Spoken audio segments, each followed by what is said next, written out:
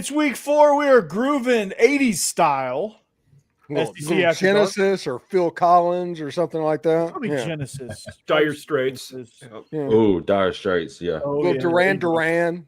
No, that's not Duran, but I get where you're going. I like the Dire Straits reference there. That's pretty groovy here. It's week 4. We got some great matchups.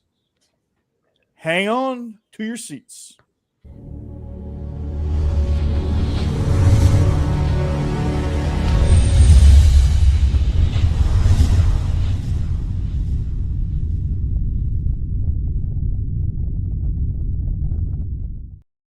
All right, I don't understand the lava. I still don't understand the lava.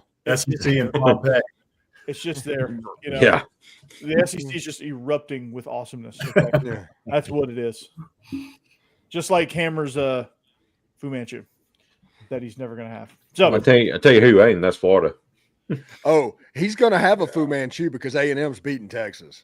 Oh, yeah, 100%. 100%. We'll talk good about that one now, man. Yeah. What is that I hear? Is that people actually booing? Yeah, I got so much hate on the squad show, Steve. And that's Stephen Willis up there, Locked On Ole Miss, Jake Thomas, Bama After Dark, Mike Huseman, Off-Season After Dark, and one half of the Biscuits at SEC, Boss Man himself, and I'm Corey Burton. But yeah, man, on the squad show, I was like, yeah, my bold prediction, Texas is not going to make the playoff. And Texas fans wasted no time jumping all over me. Yep. Saying, oh, you hate Texas, and if Texas makes the playoffs, you got to quit Locked On Vandy, all that stuff. And so I'm like, okay. Vandy has an all-time winning record against Texas, just so you know. Yeah. By like 4 games. You have to beat Vandy 4 times in a row. Yeah. So even. So let's cool off that talk. And I don't know if you've watched your own quarterback. You probably booed him several times, but he throws skippers and worm burners into the ground. Like it's not good. It's not good. He's kind of like Chuck Knobloch, man. He feels like he's got the yips right now. It's a little worrisome. Yep. Yeah. It is. It's very worrisome. How you doing, Jeb? Jokey. I can hear you now, at least. Yeah. There you go. Yeah, I got you. Yeah, no idea what's wrong with my system. That's Jeb Beecham. He ran to Best Buy just real quick, grabbed a microphone, so we're good to go. Shout out to Best Buy. All right. Jeb went to Radio Shack. They still have it? Circuit City. No. I got a package in the mail today from Electronic Express. Didn't know they still existed. Jake, you know what Circuit City is? Yeah, I've heard of it. I don't think I was old enough to visit one when I was growing up, but the last one I remember is Radio Shack. Now we got Electronic Express. You're very, very young. Anyway. Bossman, how old are you? 33. Okay, I'm older than you, so y'all hush about my age. I'm 35. I'm a man. I'm 35. No, you're not a man yet. You're not 40. not according to Mike Gundy, you're not. Right. Jake, when I graduated high school, you were like 3. 3 months old? Or like 3 years? Yeah. Yeah. So you were born in what, 91? 91, yep. Yep, I graduated in 94. Wow. Jeez. I was in 4th grade when you graduated, Steve. That makes you feel old. Yeah, sure. Awesome. No offense, but you know how you notice how someone says no offense and then they say the most offensive thing of all time? Right. Yeah. No offense, but you're old. No offense, but you're an asshole. Yeah. I like adding respectfully at the end. I think that's the new way to do it. Respectfully. No offense, but you should jump off the bridge. Respectfully, of course. Yeah. Yeah. You need to go jump over a bridge. Respectfully. Yeah. Florida fans are going to quit adding respectfully at the end of the Fire Billy Napier talk. Yeah. Just go ahead and do it. With all due respect. Right. They should fire Billy Napier to the moon. No. Okay, so let's talk about our first matchups. We got a really exciting week, honestly. And Vanderbilt's 3-0. Like, are we in a bizarro world? Like, they have emptied the bench in 3 games. And 2 of those games were P4 opponents. One was a conference game against the team that was ranked 12th. Like, we're in a bizarro world here. Mm-hmm. We'll talk about that team later on. But Oklahoma and Auburn. This is probably my favorite game of the weekend. As far as the big ones go, because I enjoy being right, of course. And I said some things about John Mateer that I think are coming true about how good he is. I mean, I don't think I was going out on a limb that much, but I received some snickers and some jeers and whatever. But way to go out on the limb for the John Mateer is good talk. Yeah, exactly. Respect. Yeah. Well, due respect. Yeah, no, I totally. But I wasn't going out on a limb. But people acted like I was like talking crazy when I said John Mateer's gonna be good. And I think part of that was that I feel like coming from a different part of the country, it hit me as, because he didn't play in the South is why they weren't giving him respect. Like, yeah, he played decent teams. He's a pretty good player. Like, they play good football elsewhere. And it was weird because we all know he's good, but like nobody wants to accept that fact. And I was getting, whatever. I wouldn't have been boasting about that pick had I not gotten any sort of hate about it or made fun of about it or whatever. Listen, this week. Listen, I understand Michigan's pretty good. I mean, they are. They just are. Better than I thought they would. Yeah, this week will be a test for Mateer that we haven't seen. Mateer versus DJ Durkin absolutely is the most important part of this game to me. How DJ Durkin confuses him. How does he keep him from running? You want Mateer to throw the ball. With Baker Mayfield, you couldn't stop it. It didn't matter. You knew what you needed to do, but you just couldn't do it. Is John Mateer doing it like that, or can you take away the legs? They do that with like LaNorris Sellers. That's why LaNorris Sellers is not having this great year, because they take away the legs. Mm-hmm. If you can do the same thing with John Mateer, that's going to determine what he does. But he is good. I'm saying he's good. Yeah, and the whole Jackson Arnold versus John Mateer storyline, like Jackson Arnold coming back, he's having a pretty good year. Kind of one-dimensional, if you ask me. Still, I don't think he's progressed as a passer as much as you think he probably should under Hugh Freeze, or as much as people that don't know Hugh Freeze thinks he should. Like, Hugh Freeze is kind of all over the place, and Steve, you probably know the most about Hugh Freeze more than any of us. But I like this matchup a lot because I'm ready to see, because Brent Venables obviously knows the ins and outs of stopping Jackson Arnold. So I'm curious to see what he throws at him to really trip him up. That's the matchup I'm looking at. I mean, Steve, you mentioned it right on the other side with Durkin against Mateer. Brent Venables knows Jackson Arnold like the back of his hand. I mean, he coached against him in practice every single day last year. And, I mean, maybe his defense broke him because he wasn't very good for Oklahoma. But I'm interested to see what that matchup looks like. And, we all know what's going to happen here. He's going to dare him to throw the ball. Auburn has plenty of weapons on the outside. Cam Coleman's one of the best wide receivers in the country if they can get him the ball. So we all know what he's going to do. Dare him to throw the ball and say, good luck. You got to beat us until you make us back off. We're not backing off, and we're going to take away the run game. Yeah. And we're going to throw a lot at you. And it's really, and it sounds cliche and it sounds very obvious to say, but it is the absolute truth. It's going to come down to which quarterback can do the thing they're most uncomfortable with better. Mm-hmm. And it's John Mateer and Jackson Arnold, who's going to be the better passer from the pocket. Neither of them are phenomenal pocket passers. So we're going to see kind of who does the best at reading and countering the other defense, like Brent Venables versus DJ Durkin. That's an interesting matchup too. The one criticism, some people, a question people have had with Oklahoma is, can they run the ball, with the running backs? They didn't really against Michigan. They did against Temple, but now we're going to see Auburn's a top 10 run defense. They will be tough to run the ball against for Oklahoma. Curious to see how that goes. And to Steve's point, if they make Mateer throw the ball and get outside, can he do that effectively?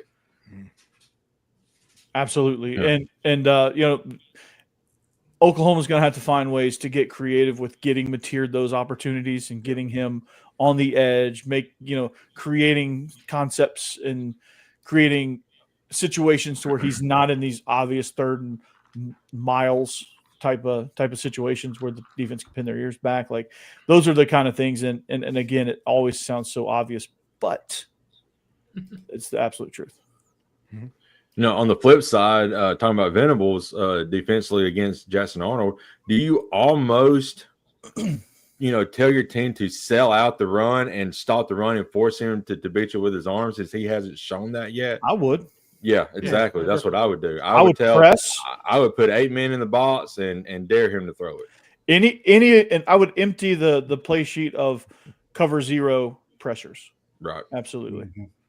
Yep. You probably allow a few big plays doing that because their receivers are good enough. So it is risky to do that. It's very risky, but Yeah. I'll take my percentages, and if he burns me more than 2 or 3 times, then we're gonna we'll back off, and we'll hope the offense picks us up. Like those are the risks you got to take, and I think there's a big reward to that too.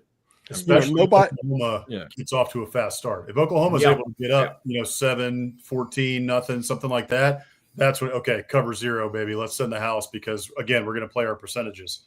Yeah. It's really interesting that the 3 opponents that Auburn's played this year, they've essentially played coverage. Every defense they've gone against, and Jackson Arnold can zone read and run the ball, and their running back made plays as well. They haven't had to throw the ball. Yeah.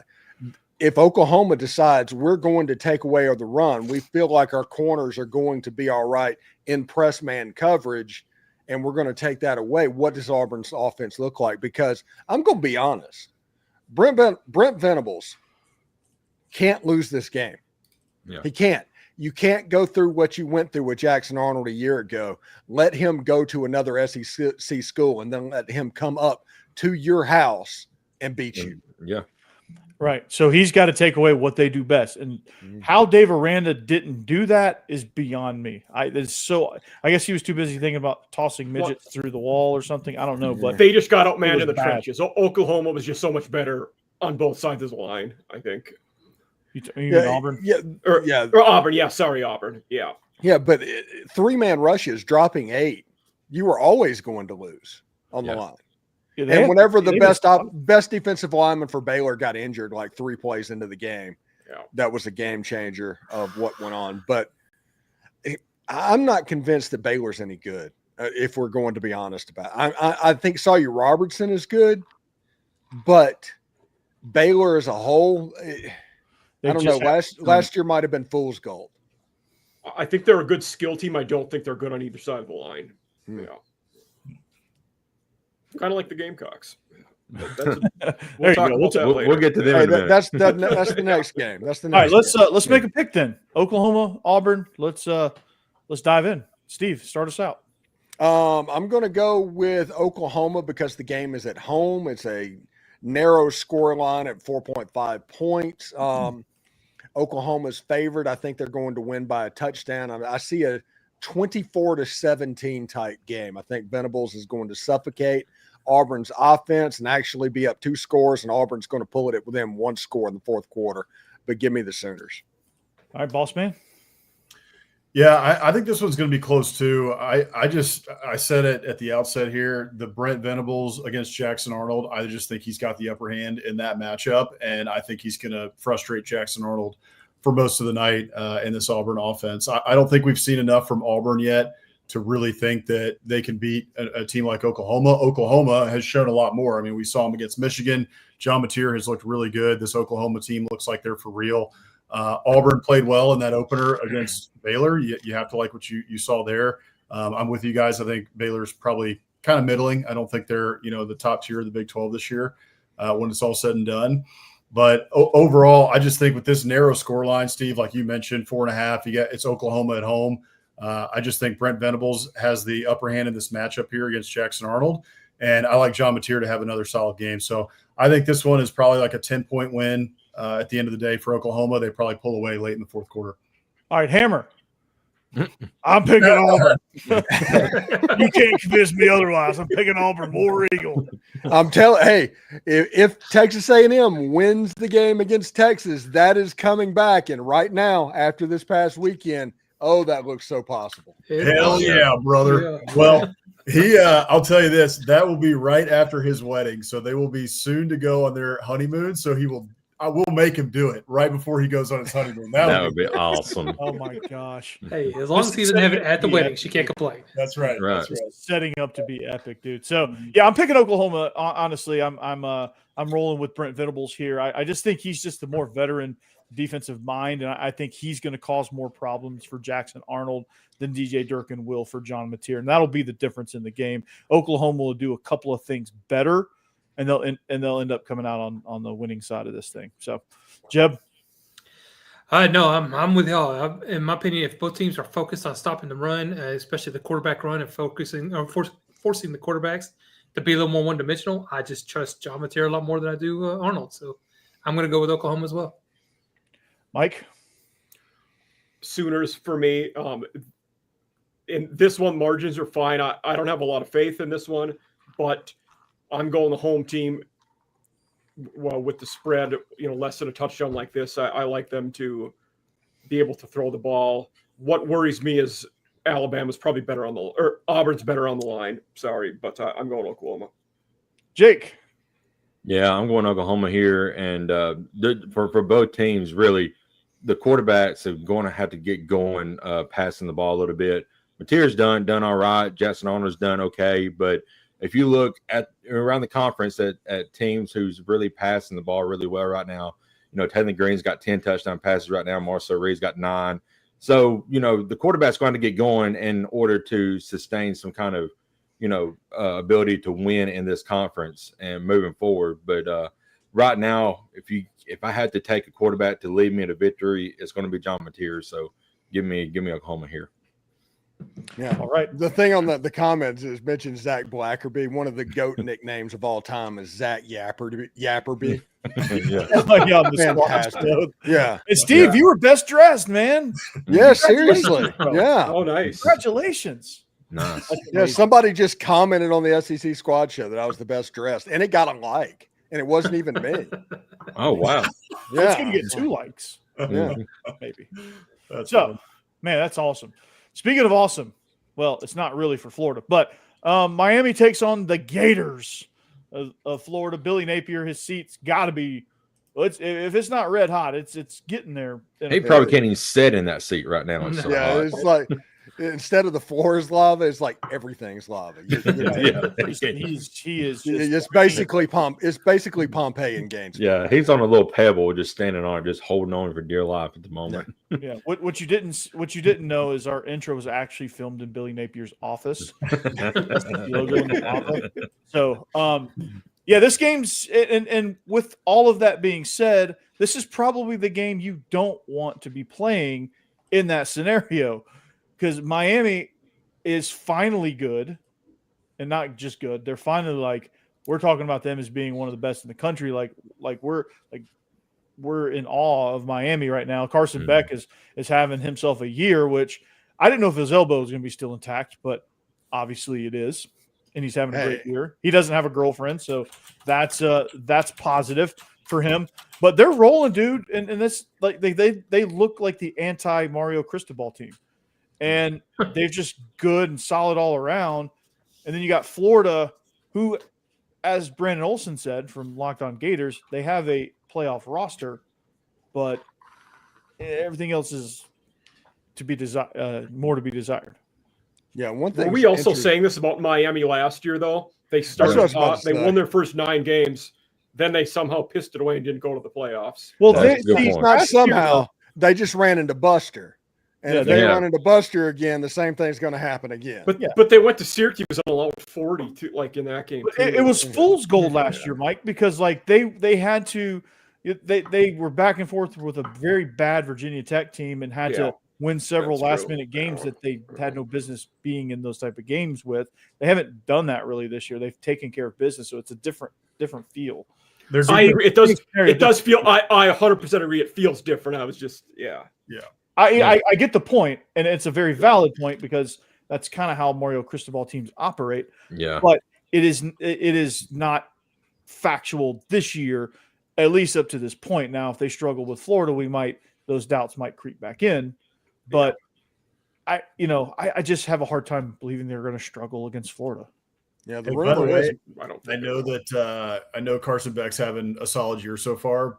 But if Cam Ward was on this team, this would be the best team in the country, and I would be picking him for the national title. Yeah, I agree. Cam, you want to come back? Yeah, if he'd stay, I'd probably rather come back.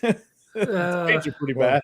Yeah. The one thing to talk about Miami for a national title, everybody needs to hope that Mario is using like Chat GPT for clock management. Or he has somebody in his ear going, Yeah. take a knee. Yeah, it's not even analytics. It's like, come on, we're going to teach you football 101. Let's start there. He got busted twice. Mhm. Yeah. He got busted in like 25 seconds in Miami the last time they played down there. Yeah. So, 2 years in a row, he's gotten, Buster's gotten him. I will say this. Miami has done an excellent job of making Haynes Keaton look like a Heisman winner. I'll take it. That is the truth. That dude has owned Miami. Because I think if Brent Key leaves Georgia Tech will just elevate Buster because I think they like him a lot. Obviously, I think that's true. Yeah, they should. And it's right down the road from his hometown. How far is that away from? How far is Georgia Tech away from? What is it? Gainesville, Lilburn, which is probably with traffic 45 minutes. Yeah. Yeah. Yeah, it's in Gwinnett County, which is northeast Georgia. By the Braves Stadium area. No, that's Cobb. That's Cobb County. Obviously, I do not know my Georgia geography. You don't. You got to teach your lesson here. But do not become a super speeder in the state of Georgia. If that happens, that's a problem. It's not good. So yeah, in Georgia, there's 2 counties in Metro Atlanta, Cobb and Gwinnett, and within those 2 counties, there's over 40 high schools. Just those 2 counties. It's insane, and all the high schools are like 2,500 kids and above. Like it's insane. Guys, I'm sorry. I just got breaking news on my phone from ESPN. It says DJ Lagway just threw another interception. So, and you should take the wait. I just got some breaking news, and LSU once again did not score a touchdown after. Yeah, right. Breaking on pawn breaking news. Oh my God! 5 interceptions, 20 points. Dude, this video just popped up. Brian Kelly just yelled at a reporter again. Pounding the table. Yeah. Man, his victory lap after they run for 250 against Sela is going to be epic. Yeah, where's the run game, Brian? Like, it's a valid question, but like, why do it then? Yeah. The timing was awful. Yeah, the whole point was And exactly what happened. Yeah, he was trying to do that. Like, that was. I think both were right in that situation, right? I mean, as a reporter, it's like the reporter's going to have to ask that question. Everybody, all the fans are thinking it. We're thinking it. Like, you got 5 interceptions, you scored 20 total points, only 13 on offense. Like, what's going on, man? And he knows it. Yeah. I mean, he knows it. He knows there's a problem there, but he's so frustrated about it. He doesn't want to like answer. And this guy's being a prick. So he, again, and he's from the Northeast. So like, obviously his fuse is about that big. Mm-hmm. And, one little thing is going to send him over the edge. And here we go. You get a viral clip of him going, "That's a stupid question. What, do you want us to beat them by 70?" And nobody's saying that. Brian. It's also about the locker room, right? Like that's an opportunity. He saw an opportunity right there to stand up for his team, stand up for his guys. I've got your back. Look, we didn't play our best ball, but we still beat our rival at home. We got the win. We got it done. Get a win, get a W, move on. And he can, lambast a reporter and take that back to the locker room and say, "I got your back, guys. Like, look, it's not going to always look pretty, but if we keep getting W's, it doesn't matter. Just keep winning." A win's a win, no matter if it's by 1 point or 50 points. And then Sunday film session is going to be awful. Yeah, but the problem is, and this is the real problem, they have a quarterback that does not need to play against Sela. He does not need to play because he is injured in his torso. He's injured in his knee. He needs the rest because they have potentially a top 10 matchup next week in Oxford. Yep. And he has to play against Sela and get ramped up. That is more of an indictment on the offense than anything the reporter said. That is something that is real. The fact that they're going to use an injured quarterback and ramp him up for Sela, knowing that the next week is in Oxford, Mississippi, that's problematic. He's got to save himself for Vandy. I mean, come on, guys. You're talking about Sela. It's a real game that we're preparing for here. Anybody got her number? Who is Sela? Sela Ward, right? Sela Ward? Yeah. She sounds hot. She sounds like she'd be a guest picker on Biscuits and SEC. She does. Oh, seriously. We'll reach out. You broke the streak, guys. Come on. Broke the streak, bro.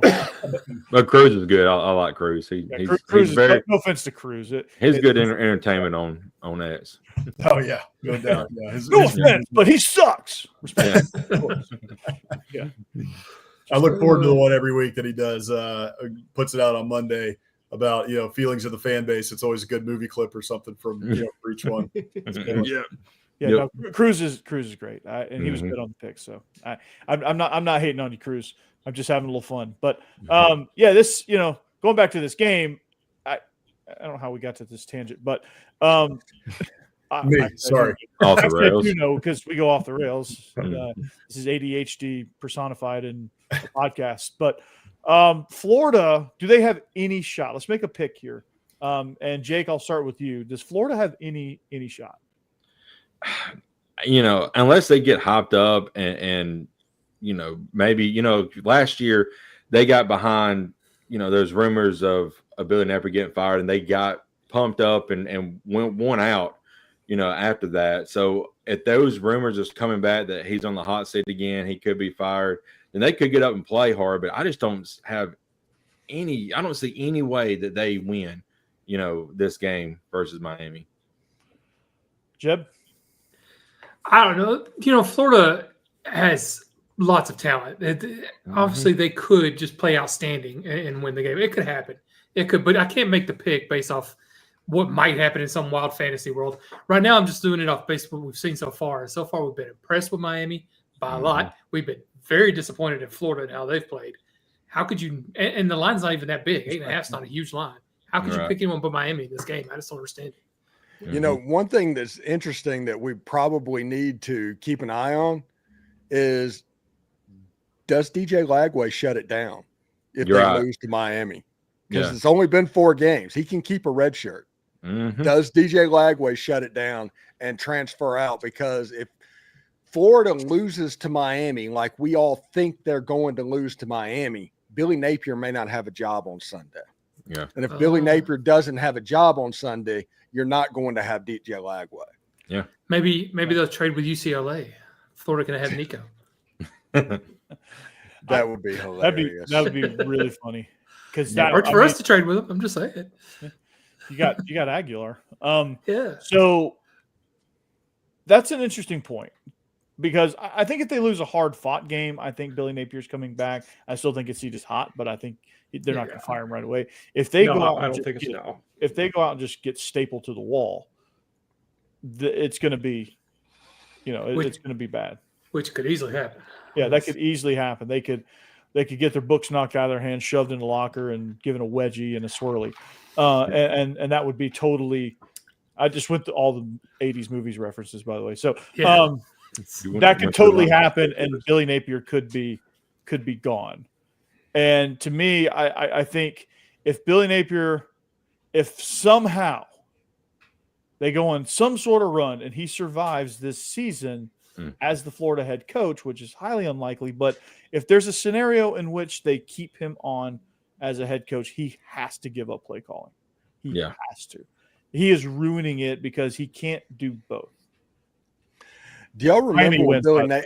Yeah. Do you remember when Billy Napier was the offensive coordinator at Clemson in the last game that he was at Clemson? Yeah. West Virginia beat them like 77-7 or something like that. 77-3. I forgot about that. Yeah. All right. 14. It's the Orange Bowl, I think. It's brutal. Yep. And that was Geno Smith looking like, typical like 2003 vintage Mike Leach quarterback, like Graham Harrell back there. Yeah, you're like, what the hell is going on here? That was Taj Boyd and Sammy Watkins. Was that those guys? I think so. Yeah. Taj Boyd, They had a lot of talent on that offense. Yeah, to only score 14. I mean, the defense obviously completely blew it as well. But yeah, you're sitting there going, what? Yeah, that was brutal. Yeah, that was brutal. And I think you had a young DeAndre Hopkins too. I think Hopkins was like a freshman, or they had some of their national championship receivers as young guys then too. I think I'm pretty sure. Has West Virginia scored 70 combined points since then? You know, yeah. Rich Rod is back though, so they're on the rise. They're Yeah, actually Ford is they're against actually Pitt, I good. think. Yeah. Yeah. They're actually good. Yeah. They're actually good. But their best But they running got back beat- though, for the season now. Yeah, that's right. And also they got beat by Ohio. So they're not good. I didn't see In that. fairness, they might win that conference. But yeah. Well, yeah. Ohio is good. West Virginia is Almost in the midst of a coaching change. Absolutely. The Rich Rod, yeah. Yeah, I think they Ohio won backyard brawl, so I feel good about that. Ohio kept Ohio State to like 17 points to like the fourth quarter, and that's when Ohio State finally pulled away. But they're a really good team. I think Ohio State's pretty mid too. Yeah, I think they are. They are mid. Yeah, they are mid. I think The top 1-2 teams that just started the lost too season much. are trash this year. I wouldn't say Ohio State's trash. They're just, I think mid is above trash. But yeah, Texas, I think they're mid headed for the trash can. Yeah, They're always trash. They've always been trash. Texas is like the bottom of the garbage disposal right now. Just spinning and chewing it up. You know, know, even how I know- Ohio State was last year. They didn't take it out That of when you second or say it, third right? gear until late in the year, and then they went on a heater too. So, That's that's true. true. They started off rough. yeah. All right, so who did I leave out? Boss man, are we picking Miami? Yeah, me and Mike. So I'll roll first. I mean, the only thing that scares me is looking at our pick sheet. And I won't tip off Mike's pick, but I have a feeling we know where he's all going. So I mean, it's like the college game day, you know, where it's like across the board, it's so obvious this team's gonna lose, you know, and then it's like, and then they pull off some crazy upset. That's college football. So that's the only thing that scares me here. But the one thing we got to think about here, though, is that Florida's defense has played very well. I mean, if the offense was worth their salt at all, if Billy Napier was calling decent games, if DJ Lagway was playing up to stuff, they could easily be 3-0 with the way that their defense is playing. Miami, they beat Notre Dame 27-24. Texas A&M just put up 41 and could have put up even more than that with Marcel Reed missing a few passes. So, I know this Miami offense is good. They put up 48, I think, was against USF, which, Florida obviously lost to in the Swamp. But I can see a scenario here where Florida plays them really close just based on on the defense, and then the offense finally starts to figure something out and keeps this one close. So I think that's why the line is where it's at 8.5 and not at 15 or something or 17 for Miami, which is where you would think it should be probably. So all that to say, I think Miami's going to win this game. I'm taking them to cover. If it was in the Swamp, maybe I would, have a little bit of a different opinion and maybe pick Florida to cover.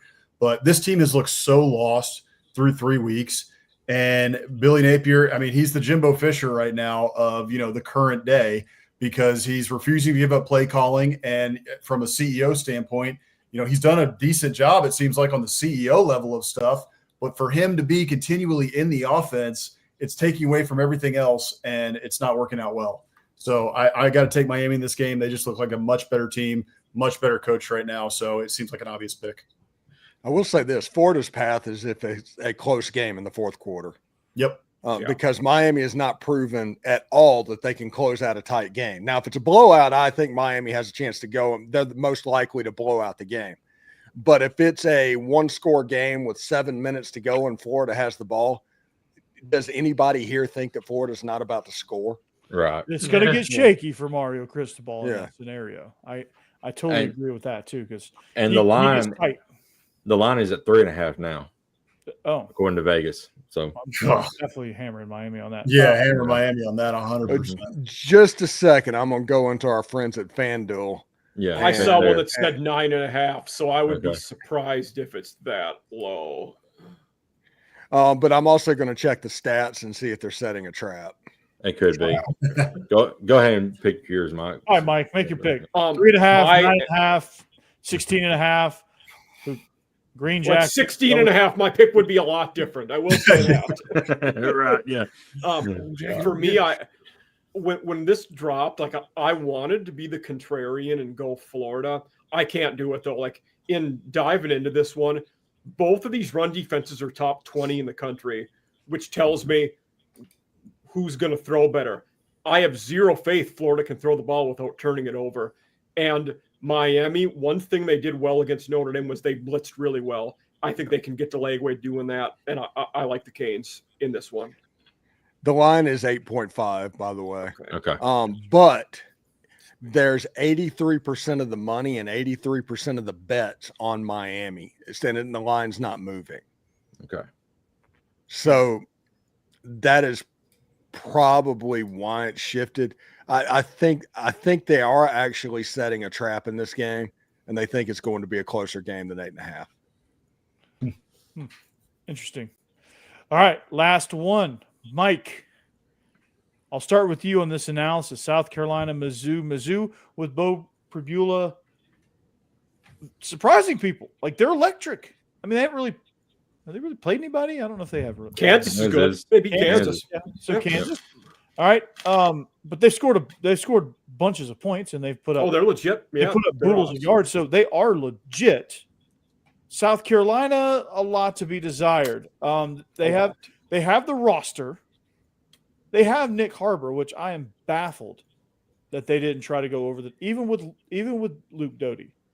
Yeah, they didn't try. Like, we could have put me out there at quarterback. I could have launched a deep shot. They also have Mike Shula.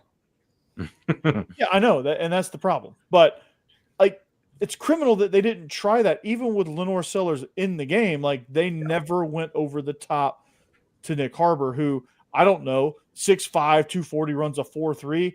I'd probably try to launch one to him. I don't know. You should be launching 2 or 3 a game to him every game, no matter who you're playing. And it doesn't matter the situation. Just take it, 1, 2, gather. Yeah. Let it fly. He's going to go get it. They're so wonky on offense now because, and even this is when Sellers was playing, when they were at their best. They couldn't run the ball with their running backs, but they couldn't throw effectively with Sellers because for whatever reason, Shula couldn't reconcile all that together. Like, they're so weirdly constructed, and the things they're doing are just odd to me. Like, it's like he doesn't know. His plan is he doesn't have a plan, and he's just trying to guess. Maybe that could be. I really think. It's just there. One thing I wanted to, like, my observation, I don't know if you guys would agree with this, Sean, they seem extremely predictable most of the time too.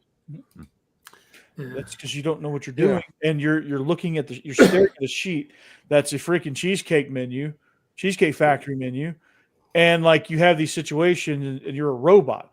Mike Bobo does this a lot. Yeah. It's those type of coordinators where they have these massive play sheets, and they're just reading. Like, if you're a reader, you're not going to be Jimbo couldn't find the plays. That was his problem. He looked like just got his stack of papers knocked out of his hand, and he had to quickly gather them. It always looked like that. But with Mike Shula, he's like looking.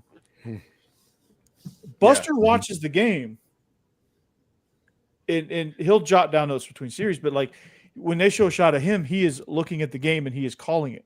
He's staring down at the field. When you see Mike Shula calling, he's looking down at his sheet. Like, and it's just not there. It's just not clicking. To be fair, Bobo is the only person that can get Georgia players to slow down.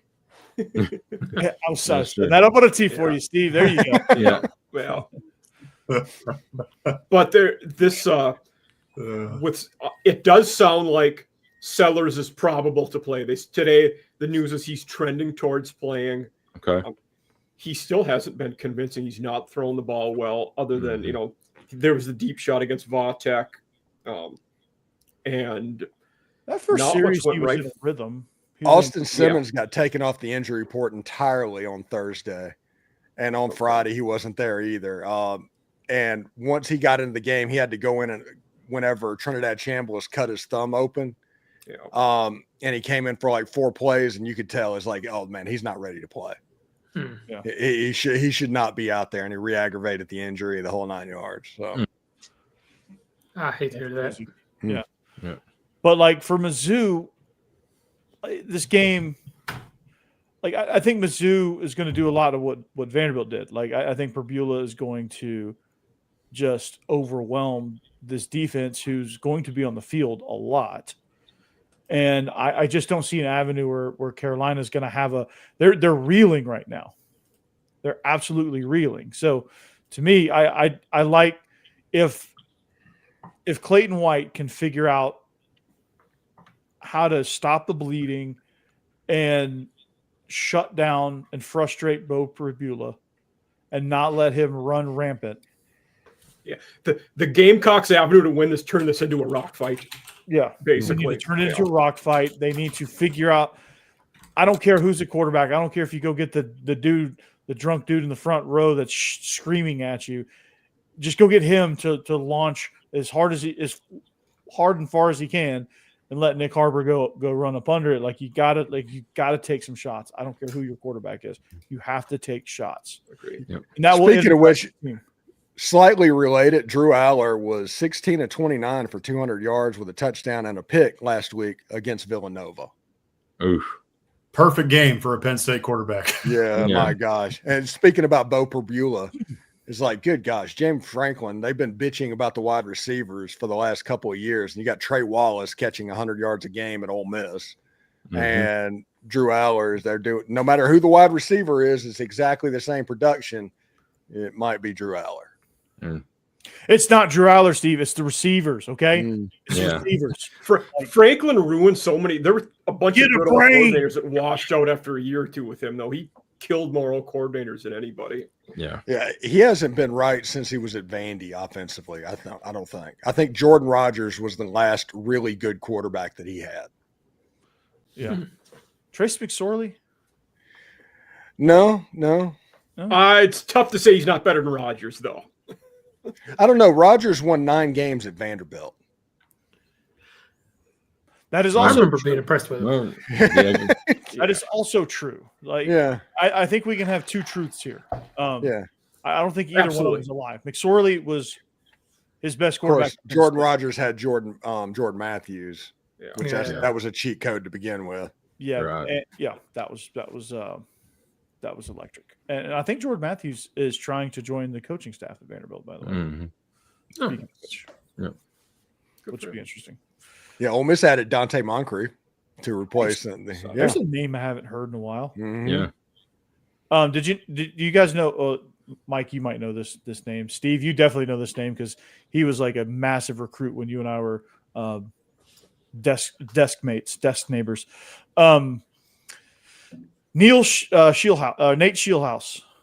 Remember him? That was a quarterback, right? Yeah, from Missouri. Iowa State. Didn't he go to Iowa State? He went to Illinois. You're right. Yeah. Right. Yeah. Went to Illinois. He was on. They really featured him as one of the top quarterbacks in that ESPN Kirk Herbstreit Classic. He's with the Rams now. Yeah, he's the OC, he's a OC with the Rams, I think, right? Okay. Or the quarterback's coach. Yeah. He's something one step below, pretty high level. That was the name. I was like, Nate Shieldhouse. Wow. Okay, here we go. This is random. So my favorite thing at my time at Rivals is the biggest pain in the butt that I had was Cody Parkey's mom. She called literally every day. Why doesn't my son have highlights up? Why doesn't my son have highlights up? He's like, your son's a freaking kicker. He's a kicker. I'm watching this left tackle from Virginia just maul people. Your little he's like, what is going on? But it was Cody Parkey's mom. Just get out of here. Wow. Steve, the wall. I don't know. We used to get all these, they used to send, this is before Huddle. So we'd get all these shipments and these people would send all kind of stuff. And the special stuff we would save and put on the wall in front of our desk. It was this person, they sent a DVD and then they had 4 pictures of their kid, random awkward angles, their kid wearing shoulder pads and a helmet, but no jersey in the driveway wearing sweatpants. And they're just posing all weird. You're like, what is this? Yeah. Or glamour shots, hair blown back, they're in their jersey, they're just looking all majestic. Keeps it's like, picks. yeah, it's like, what are we doing? All right, we have 15 minutes. Let's pick it. Oh, snack. Yeah. All right. Oh, yeah. Mizzou. Okay, I'll start it off. All right. Bo Perbula is going to have a field day here. Sorry, Mike. But South Carolina is reeling, and I think Missouri is arguably one of the most underrated teams in the league, maybe even in the country. So give me the Mizzou Tigers. All right, I'll take it from there. I'm going to go with the Gamecocks to cover here. I think Mizzou wins the game, but I think the Gamecocks cover. If we remember last year, let's rewind all the way back to South Carolina versus Ole Miss last year. Ole Miss beat the brakes off of South Carolina. South Carolina then went on to win, 9 straight or something crazy. So I think we're in another scenario like that here, but maybe not going to win 9 straight necessarily here. I don't think that South Carolina wins this game. I agree with you, Corey, that Mizzou is a very underrated team. I picked him to go 9-3 this year. I just trust Drink at this point. The guy knows what he's doing. He just seems to continually win games. He wins games in tight spots. He's got them at home as well, which is nice. But I like the fact that LaNorris Sellers is playing in this one. This is the first team that Mizzou has really played, that has a talent level of South Carolina. I don't think that Kansas was at the talent level of South Carolina. They're a well-coached team, but they don't have as much talent as the Gamecocks. So I think that it's going to be a little bit closer than the experts think here. Shout out Lee Corso. Enjoy retirement. And but I like Mizzou to win in this game, but I do like South Carolina to cover here. All right. Let's go with Jeb. Yeah, I might as well go next. Do Around the it horn. in the row here. And actually, I'm going to agree with Bossman. I'm going with South Carolina with this one. They just went through one of the more embarrassing things you can go through in the SEC, losing to Vanderbilt. And I'm just kidding. I'm kidding. Okay, Vanderbilt's really good. I'm joking. 3-0, brother. No, they're really good. I'm kidding. Plus, I don't want to talk trash until we play them. But after that, then I will. No, no, I really do think that South Carolina, with LaNorris Sellers back, I think they'll play better. I don't know. Sellers, he's a guy they've already started hyping up to be a first-round quarterback pick and maybe even the number 1 pick overall here in the future. And he has not played up to that at all. But I still think he has a talent. I still think he's going to eventually do it. I'm going to keep betting on him for the moment. But he might lose my confidence here pretty soon if he doesn't start picking it up. So right now, I'm going to pick South Carolina to cover. I'm kind of a boss man. I think Missouri ends up winning the game, though. Mike? I'm echoing what those guys said. I do think Missouri wins. I like the Gamecocks to cover. With the spread what it is here, I don't think I would pick either of these teams to cover that much against each other. Just too many points for me. Jake? I'm going with Missouri. They showed me a lot more this year than South Carolina has. South Carolina still has a chance to put it all together. And Corey, you was talking about what Bobo's playbook and Mike Sheila's playbook looked like. It kind of reminded me and be more appreciative of what we had with Mike Leach with a little index card with about 4 plays on it. And he just called in 4 plays every single play and still won 8 games every year. I don't know how he did it, but it was just amazing. So shout out. We miss you, Mike. So I don't even think he read the index card. I think he just had it in his hand for show. Yeah, probably so.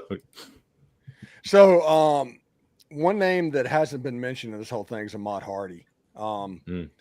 He's a running back, and anytime Missouri has a running back, they outside zone you to death. That's what they did to Louisiana last week. The score line is irrelevant, but he had 250 yards in that game.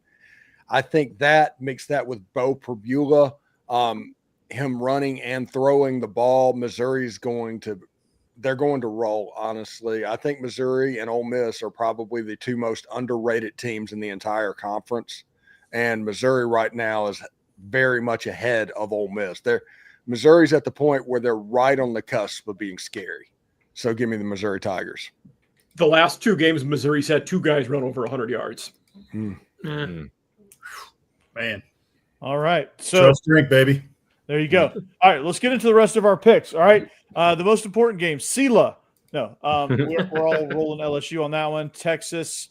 That's an interesting one. We're not going to get too much into it, but Texas is in 41 points better than Air at this point. No. Yeah. No.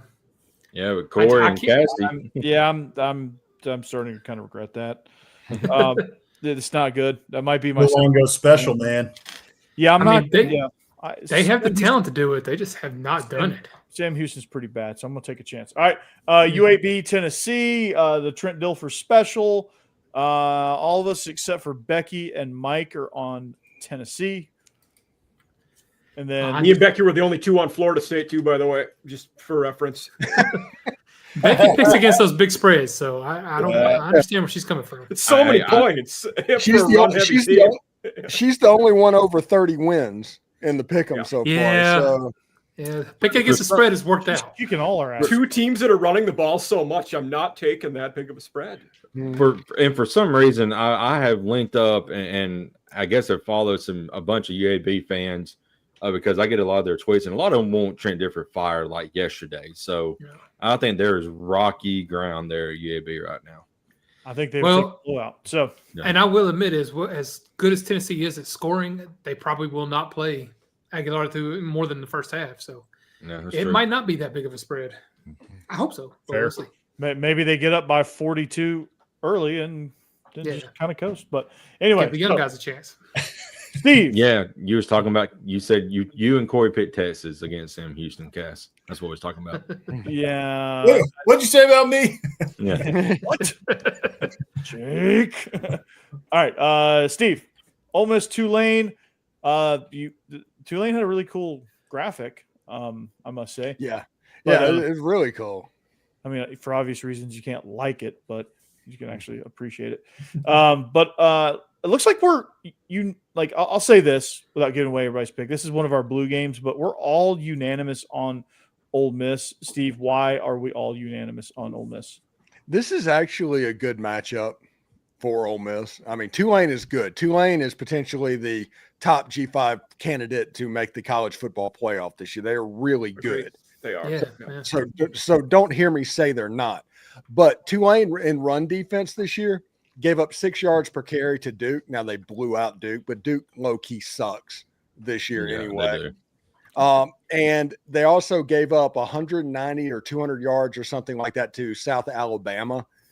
I think with Trinidad Chambliss, I think with Kejuan Lacey, I think with Logan Diggs, Tulane's about to get a large amount of running the ball. And whenever they move up to try and stop that run, that's when they go over the top and the Arkansas game plan happens again. I think this is a pretty good matchup for the Ole Miss Rebs. And I think Ole Miss, I predicted 34-17, something like that. Mm-hmm. I think Ole Miss is going to win this pretty easily, setting up a Super Bowl game next week in Oxford. Oh, nice. I think, Steve, you explained it better. Does anyone have anything to add to that? Well, I mean, we're all pretty unanimous on Ole Miss, so it's not. We're all going to end up saying the same things. If that spread was a little higher, 14.5, I might go Tulane. Less than 2 touchdowns, I'm not taking them. Agreed. I was surprised nobody wanted to go with Tulane. They are a good team. 12.5. I'm not going with that spread. They're a good team, but I think it's going to be. I think Ole Miss is going to keep nudging that 2 touchdown lead. Like I kind of at worst. I kind of went back and forth just for the fact that respectfully, Ole Miss should have covered against Kentucky. Boss man, I'm sorry again. You lost that bet, and then you're right. Yeah, so they have problems covering. But I think they do here because of a guy named Trinidad who just all of a sudden just has blown on the map for Ole Miss. So, Steve, will y'all have a QB competition? Whenever Austin Simmons does get healthy, well, what's going on there? I'm not sure. Right now, Austin Simmons is the guy. Okay. But I am convinced, just looking at everything, if Trinidad has a game just like Arkansas against Tulane on Saturday, he's going to start against LSU. Gotcha. And that's the way it works. After that's a bye week, and then you have the pseudo quarterback competition to figure out what's going on. But yeah, that's kind of the position where we are right now. I got you. It's kind of a hot hand situation, then figure it out during bye week. Yeah, perfect. All right. Our next blue game is Arkansas at Memphis. Yeah, that's written correctly. Arkansas at Memphis. We are unanimous with Arkansas. Are we just not on Memphis, or are we just? That spread is so close. There was little variance on the whole this week, and looking at the whole spreadsheet. If you look at this sheet, there was so many where it's everyone or everyone except one person. Yeah. Oh, I made a mistake. Apparently, she picked Sam Houston. My bad. Oh yeah. Well, in this game, I actually do have a nugget. Am I the Lone Ranger? I have a nugget for this Arkansas-Memphis game. Is it Ole Miss played Georgia State and gave up 60 yards passing. Then the next week, Georgia State played Memphis and had 340 yards passing. Oh. That makes me wary of the Memphis secondary and Taylor Green and Bobby Petrino getting after it. I think this game might be a little bit of fool's gold, and it could be a 3-4 touchdown victory for Arkansas in the Liberty Bowl. Mm-hmm. Yeah, I think Taylor Green's going to – what you going to do when Taylor Green runs wild on you? You know what happened that game, though, Steve? You weren't talking about it. TJ Finley started for Georgia State that second game. That's why the passing game got better. You know they do two quarterbacks. On like 3 days of practice. Yeah, screen pass. Yeah. That's awesome. Yeah. All right. Speaking of TJ Finley, Georgia State does 2 quarterbacks. And they have arguably one of the best receivers in the country in Ted Hurst that no one's heard about. I've heard about him. He's electric. He's good. He's intelligent. He had one catch against Ole Miss. Yep. He had one big catch against Vanderbilt last year. Among several. Oh, was that the guy in the corner of the end zone? That was the guy. Amongst several other moments, but that was bad. Seriously, if Vanderbilt loses to Georgia State again, you don't want to be on the show next week. I'll come and take my look. Like Charlie Steiner. With the squad show and the weekend and this show, we're going to be brutal. So just get ready. Yep. We're just gonna have to cover the game. I guess we're just gonna have to cover. I'll be there. Actually. I hate to question Becky here, but she's the only one on Georgia State. I mean, she's again the only one over 30 wins here. So right, she knows something.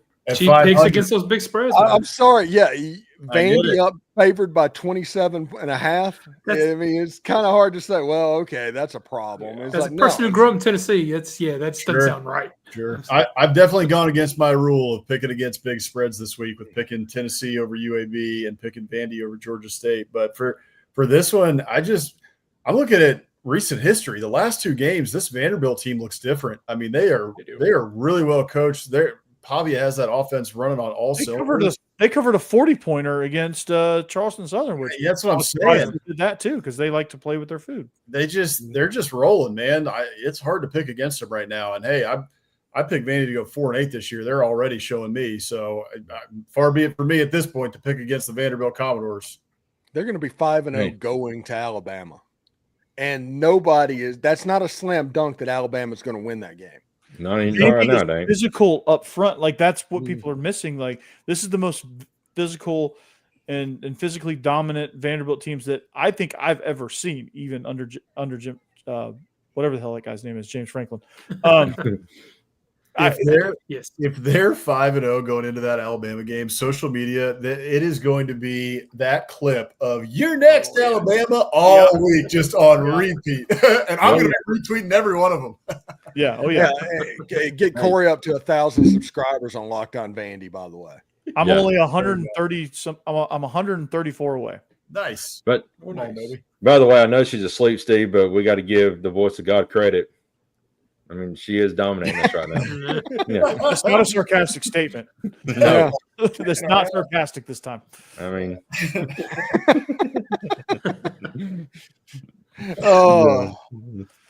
so Vandy, please, I'll be there. So I'll bask in the shame if it goes poorly. I think that's it for our picks. I think that was the last one. We all picked Mississippi State besides Mike. I think Mike picked NIU. Why'd you do that, Mike? Just spread. What's wrong with you, Mike? Yes. Oh, what's wrong with me? Way to be different, Mike. Yeah. We got another hour. Would you cut your sleeves and your brain at the same time? Corey, you picked Texas. You're not allowed to have a vote. Yeah, that's true. Right, Mike, and I use a pretty good run team, and we're talking more than 3 touchdowns. I don't like that spread And State's still at the point where they could throw up a stinker. Yeah, they are. They're still there to where NIU was in the game in the fourth quarter. Everybody's like, what's going on? And no, you just played Alcorn State last week. There's going to be a speed difference this week. Yeah. For me, that's just too big. Yeah. And NIU is usually pretty feisty. But They beat Dame last year. Yeah. I'm still rolling with the other. And now everybody is. Yeah, everybody's beating Notre Dame. That's true. All right. Cassidy couldn't said it better myself. Take us away. All right. That is it for the picks. I picked Texas because I'm a doofus, apparently. And we are SEC After Dark. It is week 4. These games are going to be exciting. These games are going to be electric as always. I can't wait for next week for the Georgia blackout against Alabama because it went so well the last time. Oh my God. Was that they're being serious by doing that? I think so. I think they are. Oh my! I think so. Reclaiming it, baby. Yeah, how to get it back? Yeah, I don't know. Kalen DeBoer needs to bring back Scott Cochran for just that game. They're going to the funeral. Yeah. Yeah. So that went well last time. So yeah, why not try it again? Just go with it. Kurt, that if they're doing this, if this is for real, Kirby knows he's going to win this game. He does. Yeah, he's got to. Yeah, you don't mess with that kind of karma unless you are absolutely sure. I guess so. Okay. All right, here we go. Buckle up is all I'm going to say. That's next week, though. We'll talk about it more next week. But Boss Man won half the biscuits in SEC. They're absolutely crushing it. Maybe look at another hot chick on next week to make the guest pick. But I guess what's her name? Taylor Davis wasn't available. Alyssa Lang, or we got it. We got the whole sheet ready. Alyssa Lang, we got to get her for a good South Carolina game. She'd be a good pick, regardless. That would be a cool guest. Look, no matter what. We're going to try and get anybody. If anybody's got some recommendations, shoot us a DM. But we're having a lot of fun with the guest picker segments this year. Yeah, and we'll keep it rolling for sure. So y'all check us out at Biscuits and SEC. It's awesome. Jeb, recovering, man. You get better. We'll get you a show rolling. Mike Huseman crushing it with Off Season After Dark, dude, is outstanding. Bama After Dark is absolutely rolling like a freight train. And Stephen Willis, Locked on Ole Miss, he is the most listened to Ole Miss podcast by a mile, literally. He's, I think, over 1 million. Is it 2 million now over second place? That's 1 million. It's a little over 1 million. The iPhone 17 drops tomorrow. It comes preloaded with a follow of Locked on Ole Miss. Nice. About time. That's good. That was good. Nice. That would not surprise me. Can't delete it. Yeah. Yep. I want to unlike this. You can't. It won't even move. You can't even like when you got that YouTube album on the old one. Yep. Yeah, you get a new iPhone, you get an automatic subscription to Locked On. It's just standard. It's like just comes with it. Just comes with it. You can't. It's like one of the apps you can't delete. Thank you to Tim Apple, Auburn alum. Some dude in Argentina is subscribed to Steven's show because he bought a new iPhone. Like, who is Locked on Ole Miss? Yeah. That's the reason I just thought he mean. Why do they keep saying it? Yeah. Let's start talking about little Lionel, and that's just to keep them on the somewhere in Germany, somebody's like, because they're getting into football now because all the NFL games are coming. Someone in Munich is like, Hadi Taddy. got old Miss jersey on. He's rocking and rolling. Yeah. Thanks to Stephen Willis and Locked on Ole Miss. I don't know what accent that was. I don't know what accent you're doing. I don't know what accent that was. That was supposed to be German. Yeah. Well, we'll go with it. All right. So I'm Corey Burton, Locked on Vandy. I'll be at the Vandy game. So if they decide they want to throw up a stinker, then I'll be there to bask in all the whatever German after. Apparently, I need to learn German after. So, 9. That's all I need to know. 9. So, what a 9. Also, regular guys as well, and together we're SEC. Do you have the tapestries? Wait. This calls for a sound effect. We are out. Castle, there are many tapestries. Mickey Mouse. But if you are Scottish Lord, I am Mickey Mouse.